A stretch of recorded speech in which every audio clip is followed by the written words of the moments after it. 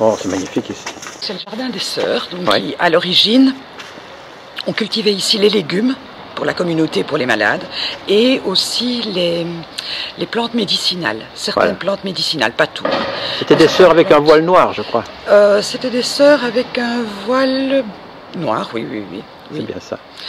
C'est un hôtel-dieu, en fait. C'est un hôtel-dieu. C'est quoi un hôtel-dieu? C'est un hôpital? C'est un hôpital qui avait été créé pour accueillir les pauvres et les nécessiteux qui ne savaient plus mendier dans les rues. Donc c'était des Augustines? Oui, des Augustines totalement, oui. Et elles allaient en ville ou bien elles restaient cloîtrées? Ah non, normalement elles ne sortaient pas. Elles ne sortaient pas. Il leur était interdit de sortir. Elles pouvaient par exemple, avec dérogation de la prieure, se rendre dans leur famille le jour des funérailles, de leur père, de leur mère, etc. Normalement elles ne sortent pas, non. La glacière, c'était un endroit qu'on enterrait, c'est une espèce de cave. Oui. Et dans la cave, on ne déposait pas les vivres, on déposait de la glace. Bah oui. Qu'on prenait dans la dendre. Hein. Voilà. Donc dans la dendre en hiver, on découpait les morceaux de glace et on les apportait à la glacière. Ah oui. Et ça tenait le coup combien de temps? Ça tenait le coup jusqu'à la neige suivante. Ah bon? Ah oui, parce que c'est profond.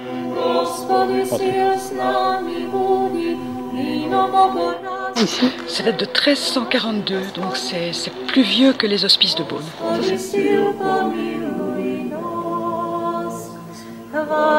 Eh bien ici, on est à Notre-Dame-à-la-Rose. Oui. Qui est un hôtel-dieu. C'est un hôtel-dieu. Et on est dans la salle des malades ici. La grande salle des malades, enfin celle qu'on appelle la grande salle des malades, celle qui est la plus ancienne. Il y en a une autre. La plus ancienne. Et derrière nous, c'est un malade. C'est un malade. Mais en fait, oui. Mais à l'époque, ça commençait vers 1300 ici, tu m'as dit.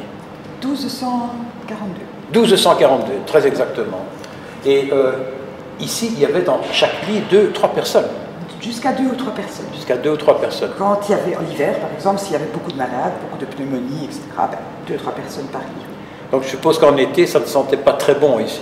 C'est parfaitement infâme comme odeur. Et c'est pour ça que, qu'est-ce qu'on en voit? C'est pour ça qu'il y a des petits seaux pendus aux alcôves. Oui. En réalité, dans les petits seaux, on faisait brûler des plantes odorantes pour tâcher d'évacuer les odeurs. C'est pour ça aussi qu'on ouvrait les fenêtres, les petites fenêtres. Pour et alors, évacuer en plus les odeurs. Il y a ça, je le montre à la caméra. Oui. Original comme tu es, tu t'es dit, je vais écrire un roman policier qui se déroule dans le temps, ici, à Notre-Dame. Non, c'était pas Notre-Dame-à-la-Rose. C'était... Quel était le nom de la commune que tu as employé ici? Sénicelle, c'est une anagramme de Lessines. Bon. Et c'est Marc qui a trouvé. Ah, c'est Marc qui a trouvé ça, son mari. Oui. Qui est d'ailleurs pas conservateur, il est guide ici. Guide, conservateur, il fait un peu de tout ici, il est tout le temps là. Oui. Bon. Et dans cet endroit superbe, tu t'es dit, il va se passer quelque chose. Il peut se passer plein de choses parce que cet endroit superbe était occupé par des malades, oui, mais aussi par une communauté de religieuses qui vivaient totalement repliées sur elles-mêmes. Ouais. Donc dans ces cas-là, il peut se passer des tas de choses. Ah oui, des jalousies, la communauté humaine en quelque sorte. Une communauté humaine, oui. Et puis aussi, n'oublions pas, les médecins, les chirurgiens, vrais ou pas vrais, les émissaires de l'évêque qui venaient ici et qui tous n'étaient pas de saints hommes. Hein. Non, bien loin de là. En réalité, eux voyaient dans cet hôpital une source de revenus. Ah bon? Ah oui. Mais tu m'as dit que pourtant cet hôpital était réservé pour ceux qui n'arrivaient même plus à vivre en mendiant dans la rue. Ah oui, mais l'hôpital par contre était très riche. Ah, donc subventionné par des nobles ici autour qui se disaient en donnant de l'argent à l'hôpital, peut-être que j'irai directement au ciel. C'est ça. J'ai de nouveau une idée.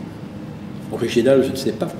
Mais j'ai envie, puisque c'est un roman policier qui a probablement des nonnettes qui n'étaient pas très claires. Elles avaient des objectifs. Voilà. Eh bien, j'ai envie d'en confesser une. Est-ce qu'on n'irait pas à la sacristie ou bien à la chapelle, au confessionnal? Eh oui, on peut. On peut.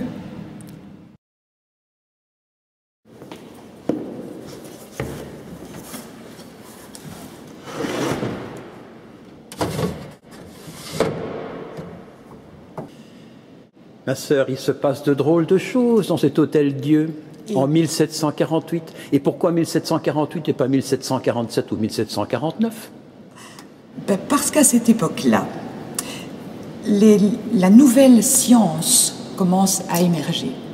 Et donc, il y a le développement de la chimie, les premiers débuts de la chimie, les premiers débuts de la biologie. On commence à mettre au point la méthode expérimentale scientifique qu'on connaît à l'heure actuelle, qui n'existait pas avant. D'où le jardin avec toutes les plantes médicinales. Voir. En gros, il y a ici une sœur qui est la sœur apothicaire. Oui. Et puis il y a une novice qui vient et qui aimerait bien prendre sa place. Et oui. Et puis il y en a une troisième qui arrive et qui, elle, peut-être pourrait prendre la place de celle qui veut prendre la place de l'autre. Voilà, c'est ça. Et tout ça, ça se bat entre eux. Oui. À un point tel que l'évêque envoie un légat. Oui. Et qui lui-même veut mettre tout ça en coupe réglée et qui disparaît malheureusement également de manière très curieuse. Et oui. Donc, forcément, il va y avoir à l'intérieur de cette communauté religieuse des tas de jeux de pouvoir. Il y avait pas mal de grenouillage, oui, ça c'est certain.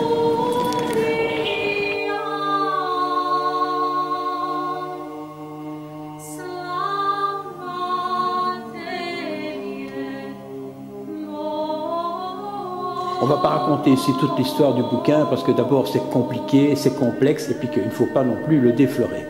On est ici dans quoi? Dans le cloître. Le cloître, c'est la partie que je préfère, personnellement. Très beau, hein? Dans cet hôpital. C'est très beau, c'est sobre, c'est dépouillé. C'est un endroit de méditation.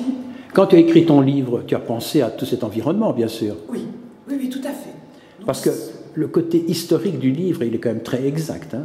Oui, tout ce qui est les bâtiments, pas leur implantation, pas la localisation des salles, non. Mais tout ce qui est le bâtiment, les pièces qui existaient, leurs fonctions, la manière dont ça s'agençait, les ressources de l'hôpital pour s'alimenter, les traitements qu'on donnait aux malades, tout ça est effectivement avéré. Je me suis basée sur la documentation ici de l'hôpital Notre-Dame-à-la-Rose. Et l'aide de ton mari qui s'y connaît un peu. Et c'est la supervision scientifique de Marc, évidemment, qui a passé tout ça en revue, qui a alimenté aussi la créativité. Oui. Bon, Chantal, tu as sorti 5 bouquins actuellement. Parce qu'il y en a un 5e qui va sortir incessamment, qui s'appelle comment? Rencontre du métrotype. Encore une fois, tout à fait différent. Hein. Tout à fait différent, oui. Rien à voir. Rien à voir. Ça se passe dans les métros bruxellois? Oui, c'est ça. Voilà. Les métros, les gares, les gens qu'on croise, qui sont étonnants.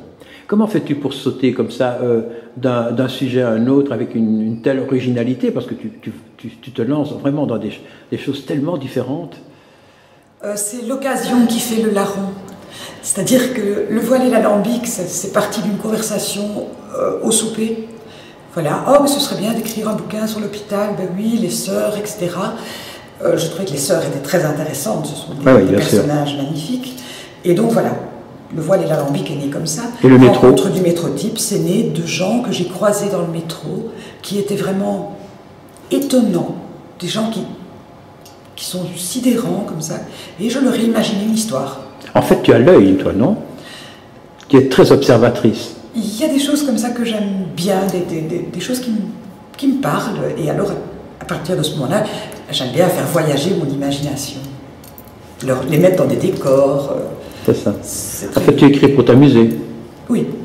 Oui. Et amuser les autres. Pour me raconter des histoires. J'ai toujours adoré les histoires.